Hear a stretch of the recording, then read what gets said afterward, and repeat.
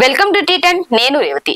మనిషికి అత్యవసరాలు తిండి బట్ట గూడుతో పాటు అనేకమైన వాటిని నాగరికత మానవుడు సమకూర్చుకున్నాడు. విద్య వైద్యము వినోదము సామాజిక జీవనంలో అవసరాలుగానే ఉన్నాయి. ఆదిమ మానవుడి నుండి వినోదం కళ అభివృద్ధి చెంది ఒక సాంస్కృతిక సమూహాన్ని తయారు చేసింది.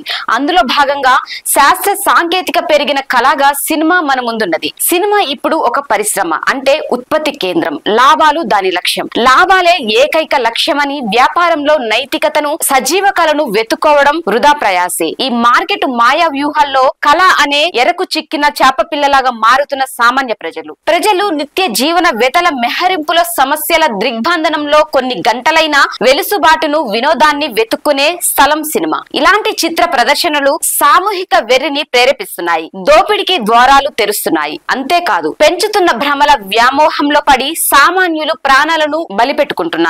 ఇప్పుడు సినిమా అంటే కథ కాదు, కళ కాదు, సంగీత సాహిత్యాలు కానే కాదు, నేరాలు ఘోరాలు వైపరీత్యాలు విధ్వంసాలు భూతులు వికృత చేష్టలు అంగ విన్యాసాలు జుగుప్స కలిగించే కదలికలు మొత్తంగా ప్రేక్షకుల్లో అనాగరికుని క్రూరత్వాన్ని ఎదగొలిపే విచిత్ర కళ, అరాచక వ్యాపారం. ఈ వ్యాపారాన్ని ప్రచారం చేయడం కోసం కోట్ల రూపాయలు వెచ్చించటం, సినిమా మొత్తం హీరో చుట్టూ తిప్పడం, హీరోలపై విపరీత మోజును పెంచడం, హైపును సృష్టించడం, కోట్లాది రూపాయల్ని కొల్లగొట్టడం ఇది చిత్రసీమగా మారిపోయింది. అన్ని వందల కోట్లు పెట్టుబడి ఎందుకు పెడుతున్నారు?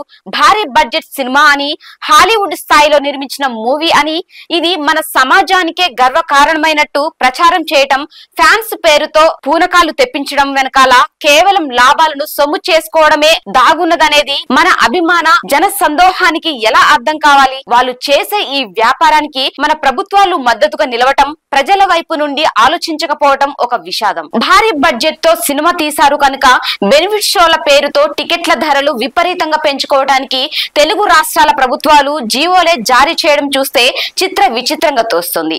ఒకేసారి 800 టికెట్లపై పెంచుతారా? ప్రేక్షకులను దోపిడీ చేయడానికి ప్రభుత్వాలు ఎందుకు అనుమతినిచ్చాయి? అదేమైనా సమాజ శ్రేయస్సును చైతన్యాన్ని నీతిని బోధించే సినిమానా?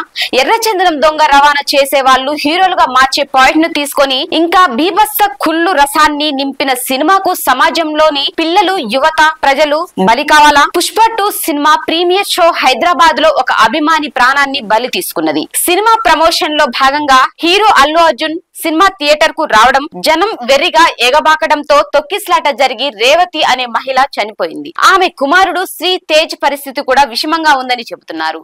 ఏమిటి ఈ దారుణం? పిల్లలు పెద్దలు అనే తేడా లేకుండా మొదటి రోజే సినిమా చూడాలనే పిచ్చి కోరికతో ప్రమాదంలో పడిపోవటాన్ని ప్రజలు గమనించి మేలుకోవాలి. అంతమంది జనం అభిమానులు సమీకరించబడుతున్నారని పోలీసులకు తెలియదా? ఏ చిన్న న్యాయమైన కోరికను తెలపాలని గుమిగూడిన విద్యార్థులను యువకులను చెదరగొట్టే ప్రతాపం చూపే పోలీసులు వీటి జోలికి రాకపోవడం ఏమిటి? సంఘటన జరిగిన తర్వాత మృతికి కారకులపై చర్యలు తీసుకుంటామని ప్రకటన చేస్తున్నారు. బెనిఫిట్ షోలకు అనుమతులు ఇవ్వబోమని మంత్రులు చెబుతున్నారు. 100 కోట్ల వేటలో జరిగిన ప్రాణ నష్టానికి 25 లక్షల పరిహారాన్ని చెల్లించి చేతులు దులుపుకుంటే సరిపోతుందా?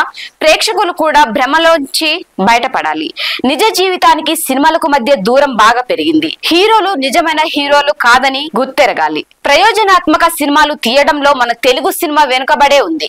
మలయాళ తమిళ సినిమాలను చూసైనా నేర్చుకోవాలి. చెత్త కుళ్ళు అభూత కల్పనలు తిరోగమన భావాల ప్రచారంతో తీసే సినిమాలు, వాటికి భారీ బడ్జెట్లు ప్రచారార్భాటాలతో నానా హంగామాలు చేయడం తెలుగు చిత్రసీమకి చెల్లింది. ఇలాంటి వాటి నుండి మన పిల్లలను ప్రజలను కాపాడుకోవాల్సిన అవసరం ఉంది.